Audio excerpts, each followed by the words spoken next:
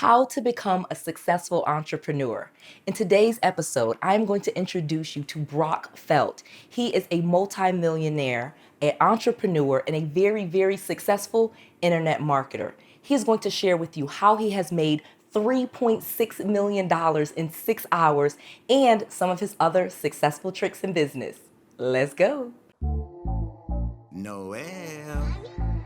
Yeah, she can fix that. If you gotta get it done, no, you need to do it better. Well, she can fix that. Yeah, she can fix that. Investment to get back, trying to get a big stack. She can fix that. Let's fix that. So we are here today with 𝗏𝗏𝗀𝗋. This is like one of the most exciting days of my life that I'm meeting this absolutely successful entrepreneur who is going to share all of this awesome information. So I'm gonna just start and get right to it. So 𝗏𝗏, tell us your amazing story on how you took trash and turned that into a business. So I had gone on a church mission and came home when I was 21, and I had to figure out a way to make money.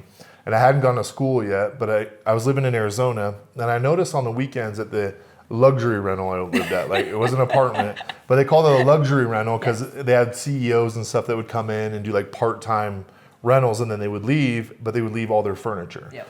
So a lot of times that's how I actually furnished my apartment, my house, was I'd go get their stuff and put it in there. But then I realized, I'm like, wait a second, this stuff's really nice. I wonder if I put it on the Arizona Republic, if I could sell it. But then I was also super lazy. So I would put it on there and say, hey, a beautiful love seat for sale. And I'd do this nice description. And people would come and be like, well, where is it? I'm like, let me show you my showroom. So I'd like bring them out to the dumpster. And at the dumpster, they would be like, do you even own this? I'm like, no, but it's $300. So that's what I started doing. I started my furniture business selling it. Then the apartment complex where I was at called me one day, and they're like, hey, we need to talk to you. I was like, oh no, I'm gonna get in trouble, right, for doing this. So they pull me in, they bring me in the office, they have like the president and some managers and stuff, and they're like, are you the guy selling the furniture? I'm like, yes, I am. They're like, well, so when you do that, we don't have to pay for extra trucks. Right. Can you go do that at all of our places? Yeah. And we own 6 other places. I was like, wow. Sure.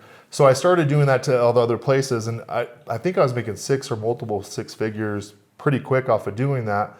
And I had just gotten engaged, and my future wife comes to me and says, we're getting married. Maybe I should know what you do for a living. Yeah. What do you do for a living? I was like, I'm in the furniture business. I got showrooms around town. Like that was my funny, joke. Showrooms. But, yeah. And then, so that kind of led to another thing, is then the Arizona Republic called me like, hey, we noticed that you're doing all these classifieds. Have you ever heard of a banner ad? I was like, no, I haven't heard of a banner ad. What is a banner ad? And they showed me, well, if you put this little banner ad, we can put it all over our site, and you can put whatever you want on it, and then that will go to your classified. Yes. I was like, oh, that's interesting. Okay, so I have to interrupt because this is just an amazing story, and I hope that like you don't even hear how amazing your story is. That you basically took furniture, and I have to even go back because I do lots of Airbnbs now, and so we get a lot of corporate leases with luxury apartments. Similar to the one that we are in now. And I know what you're talking about, where they have these luxury furnishings thrown away all the time. Great mattresses, great couches.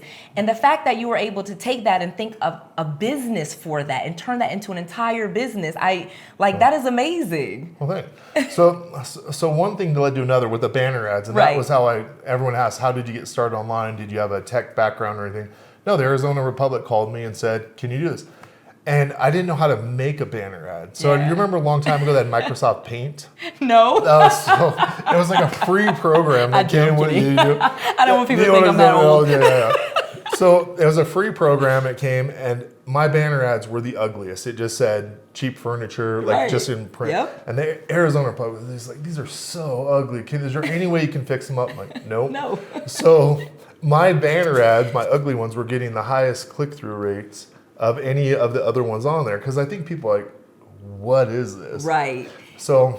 And I think there's the great thing about simplicity in ads. I often tell people, like, how I got started in real estate was bandit signs, like these little cheap signs behind on your mortgage payments, and are you facing foreclosure? ? And just a number, and keeping it simple in the advertising is a great lesson for any business entrepreneur. Yeah, that's kind of funny that you say about keeping it simple. So some doctors approached me at the same time and said, hey, we know that you're an internet guy. I'm like, yeah, I'm an internet guy, right? I'm an internet guy, yeah, I can do stuff online.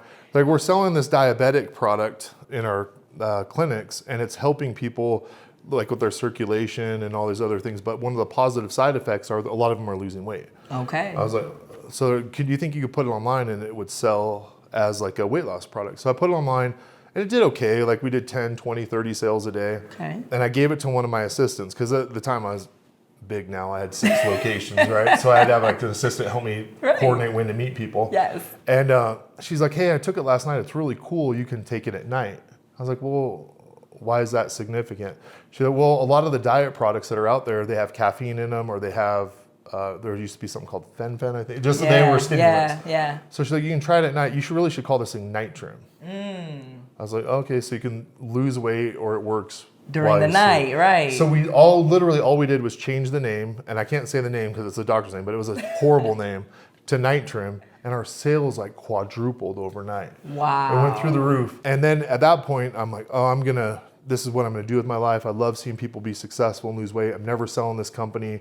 We're gonna do this forever. We're gonna grow this huge thing. And then the doctors came in and like, hey, we want to buy like all the stuff you're doing with it and kind of kick you out so we can own it. I'm like, no, I'm in it forever. We'll give you $2.5 million. Okay, where do I sign? So that was my first exit. Wow. And I've never actually done an exit, just being honest with you. So I have to slow you down for a second because you're saying like 20 phenomenal things in one. So the advertising and the marketing, how you grow your internet business, I think that is such a thing that people cannot figure out. And it was one of the things that I struggled with for a while, was how to get customers on the internet. So share with us kind of some of your secret sauce with your ads and how you get these big internet sites going and making millions of dollars. So I like teamwork makes the dream work. True. So most of the time I work with influencers. Is what I do currently. Is I work with influencers, but what I do that's a little bit different than anybody else is instead of giving them my product and telling them to do a promotion or whatever, I'll help them script it out. I'll give them samples. I'll do like the whole FTC disclosures with them. I give them a whole nice package. But then what I also do that's completely different is I run the ads through their accounts. And so what the big part of that is now they're getting the followers and they're building their brand and they're getting the promotion out there, but I'm getting the sales. They are too, because we split it. So everyone wants to do it. The other thing that I do is we'll partner. So am I allowed to like humble brag? I'm not humble. Yes, I'm you can just brag. So I had a gentleman came in, he was a big tech guy, and he's like, hey, I want to learn how you launch this Night Trim thing and a couple other projects. Can we just film you for like a week, like doing stuff? I'm like, yeah, that's the stupidest thing I've ever heard, but sure. So literally he's filming screen cam, all the stuff that I did. We put it together in a package. And then what we did is we went out and we grabbed all these other partners to help promote it. And we announced a launch date. So launch is a really big part of the things that we do now, or they call them drops. Right, drops. So we do a lot of drops, but we announced that we're gonna launch it like on November 13th or 12th, whatever it was. We did all the promotions. I was hoping we'd do 100 to 200 grand, and it'd be really good. And within about 5 minutes, we hit that. Within, but 5 minutes, 200 grand. Well, so within 6 hours, we had done $4.2 million in sales. Wow, this is incredible. Okay, so tell me exactly what products you were selling, because this is, I need to know. So it wasn't, so the product was actually a course. Okay. It was a horrible productive, I'm sorry. Yeah. You sold $3.6 million of a course in a day. Right, in a day. So we actually did 4.2. I'm glad that you saw that. And then we realized that a lot of people, because the site kept going down, kept reordering. Yeah. So when the dust had all settled, it was a little 3.6.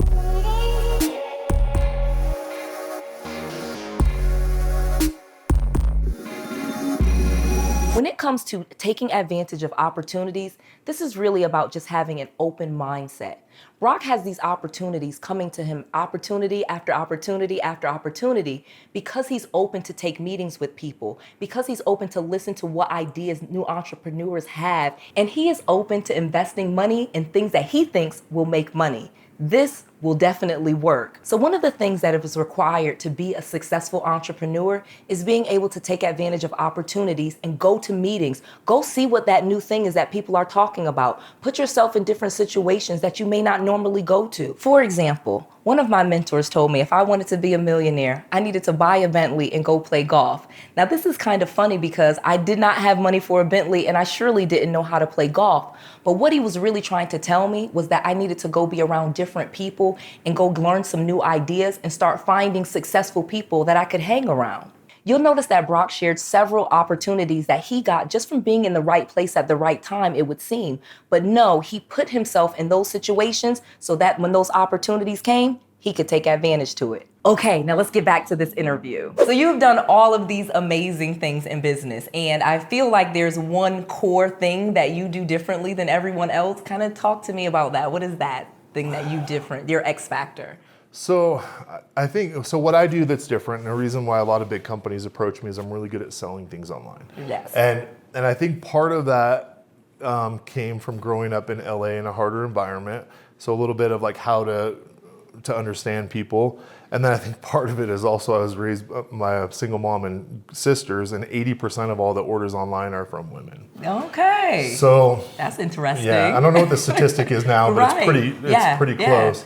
So a lot of times what I'll do is I'll just present it to them, and if it doesn't make sense, it's not going to work. But the thing is it doesn't matter. So I've probably launched over 200 different products, everything from gadgets to clothing to cars. I've done it.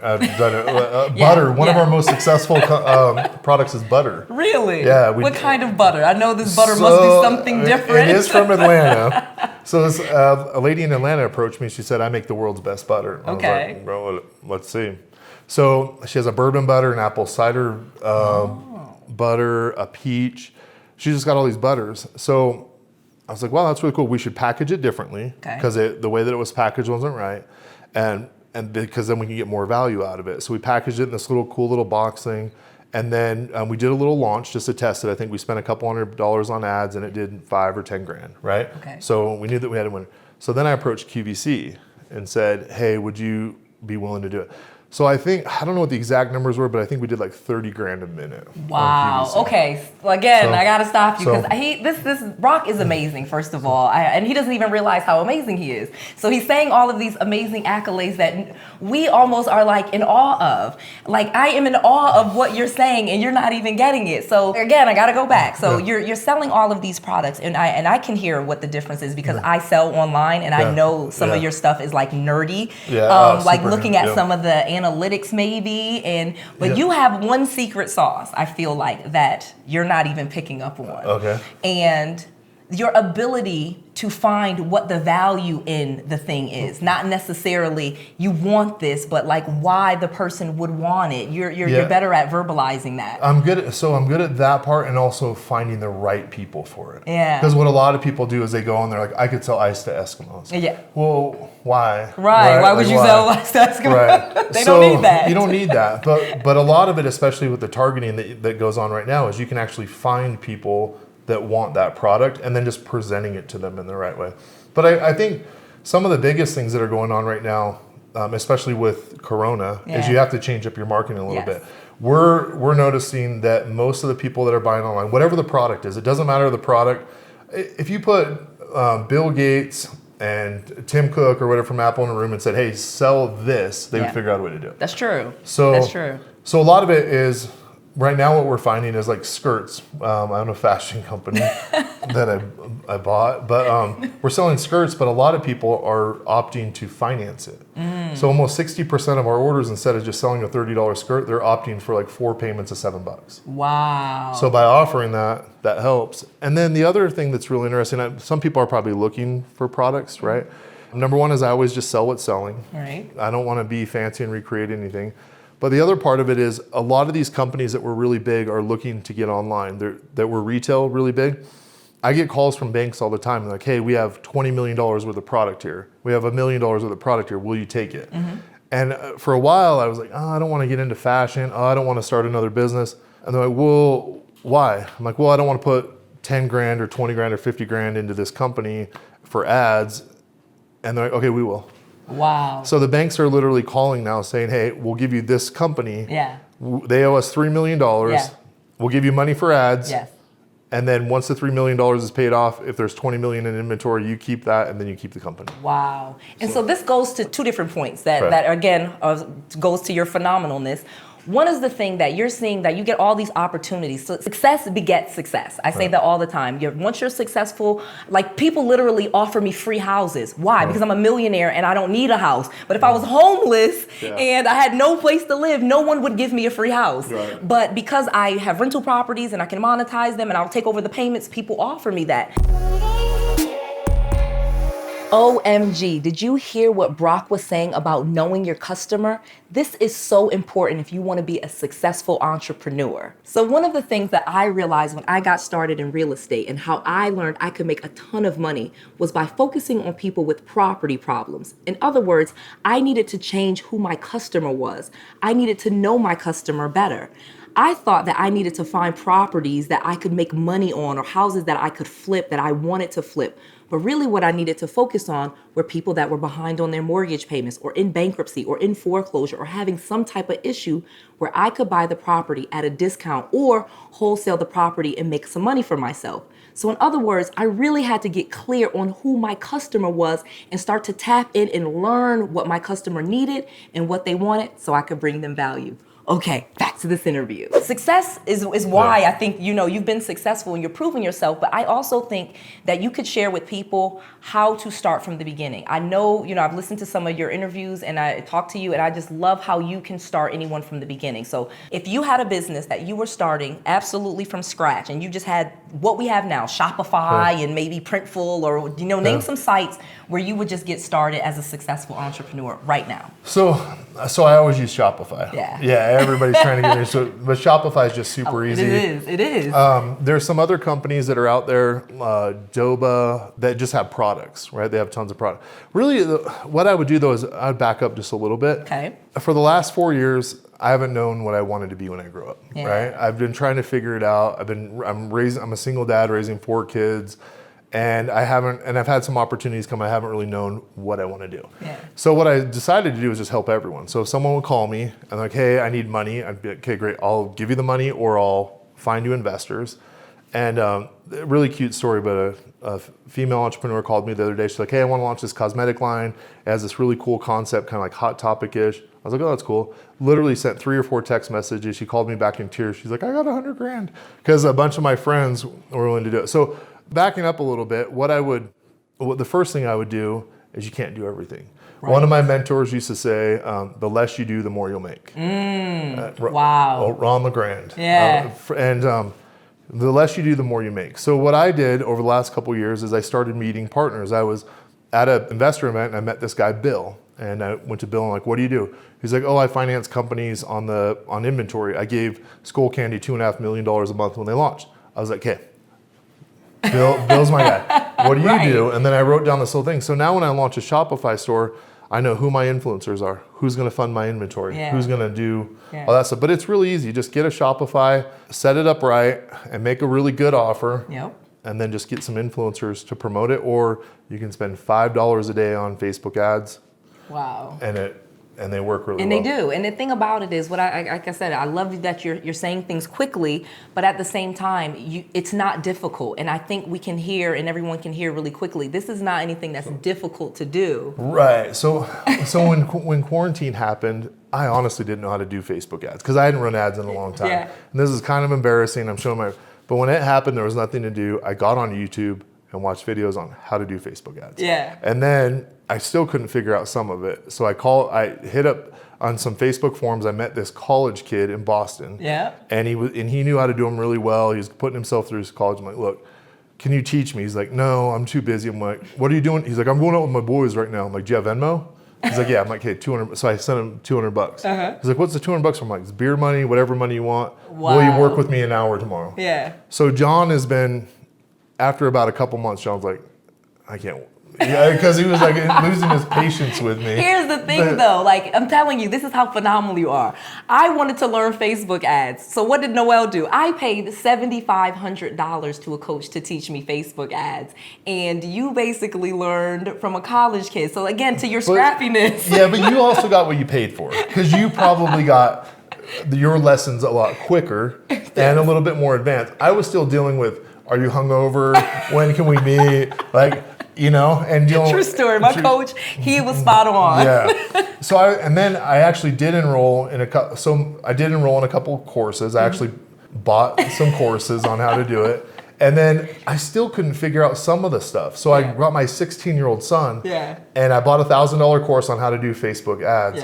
And some of it I couldn't figure out on the video side. So I told my son, I'm like, hey, I know you're getting paid I'll pay you $20 an hour to watch this course and do it with me. So that was literally how we got started about a year and a half ago with it. And then since then, I want to say we bought 12 to 14 companies now. Wow. And our whole thing is on Facebook ads. So there's like the trifecta. This works every single time. Every single time. Let's go. Every time I meet with someone, whether a celebrity or someone launching it, they have one of these three things off. The first part is they need to run ads, right? They need to have a face person or someone influencer, and then they need to have SMS or email. If they have those three, I mean, this is like a technical side, right? I know what you mean. If they have those three, you can make it work. Yeah. If they don't, and they're like, well, I ran Facebook ads, because you probably didn't do something right. That is correct. Well, I had an influencer. Okay, like a lot of influencers, what they'll do is they'll just take the product and make, I think that's really cool, right? And they don't really go into it. But if you don't script it, because they need to have their own opinion of it. But if you give them talking points, hey, can you give us your opinion of this feature, of this feature, this feature? And then the other trick to that is once they know what features they like, then you teach them how to convert those features into benefits. Because most people will only talk about the features when they launch something and not the benefit of that feature. Yeah. So if they convert it over, sales go up. Yeah, and that was what I was saying that you're really good at. You're good at verbalizing not the feature, the benefit. And I can hear your training. I can hear how you speak. You easily can turn a feature into a benefit so that people see the value in it. Yeah. One of the other things that I did that really helped out with online sales is I took a job with a door-to-door company for a couple of weeks, which I don't recommend doing. But there's literally 13 psychological triggers that you can put into every one of your web pages that will help motivate people to buy. Okay. Like one of them is fear of loss. So Fuji, F-U-J. So fear of loss is one, urgency is one, Jones effect. If such and such bought it, then you'll buy it. And then indifference. I mean, I can go. Yeah, right. And it's funny, every marketer, now that I'm successful as a marketer, I say successful, you're way more successful. I'm learning these things too, you know, social proof and having a web with call to action. I think we could have a whole conversation and you teach on a call to action. Yeah, for sure. Because that, I think, is another reason why all of your internet businesses do so well. You know what the site should have. That's pretty funny that you say that call to action. So one of the fashion brands that we were working on taking over, they had this really cute intern that was doing a phenomenal job, and she would send these emails out, and then she's like, they're not really working, can you edit them? So I'd edit them. The only thing I did is put a call to action on there, like a big, ugly, nasty, orange. And it, like, click here to buy. And so they tripled or quadrupled the sales. Wow. And she would call me, so they had paid me a good amount of money. And they're like, well, we looked through all the emails and we don't really notice any edits that you're making, except for can we get rid of this nasty thing? I'm like, that is our money maker. That's the money maker. That was the only thing that I did was put that on there and just made it clear that people need to know what to do next, because most people don't know what to do. Correct. So you are amazing, and I guess I need to ask then, what is Brock's call to action? You know what? I'm pretty happy right now. I've got 4 kids. You know, I'm hanging out with them. Kudos for you being a dad of 4. I'm a mom of 5, so I know what it's like to have all those little human beings to keep track of. So what I don't like to do, and this is part of my call to action, is I don't like creating things. I'm not a creator. I'm very good at taking something that's already there and turning it into something good. So I love working with entrepreneurs who have great ideas or products, not ideas, but actually something moving, right? Something tangible. Yeah. So if anybody ever wants to contact me about launching a product, helping out with a product, looking for investors, I do local pitch, like Shark Tanks here, right? Yeah. And I have about 200 to 300 investors that are always looking for That is really good. amazing. So really here good in Salt Lake City. I love and I it. actually do them in LA too. So we're back and forth. Yeah. Awesome, awesome. But yeah, they're more than welcome. You can look me up on social media, 𝗏𝗏𝗏𝗏𝗏. 𝗏𝗏𝗏 does all my. Oh, so you do have 𝗏𝗏𝗏𝗏.com. There was a time when you didn't. Yeah. So I like it when people look me up on social media because then they can see I share a lot of the deals I'm doing. Okay. And then I don't have to explain who you are, what I do and all that stuff. And then and that's where I get most of my investors and most of my deals from. Yeah. So I absolutely loved everything that we discussed in this interview. Like I said, 𝗏𝗏𝗏𝗏 is an absolutely amazing entrepreneur and has made so much money as a successful entrepreneur, and he has a lot to teach. In this video, we talked to Brock about business. In the next video, part 2, we're gonna talk about the mindset of a business entrepreneur, and that is key. I also have tons of videos on YouTube teaching you real estate investing, business credit, and how to get your personal credit score up. Make sure you like this video, subscribe to my channel, and make sure you watch all those videos so that you can be successful too. This is Noelle, to your success.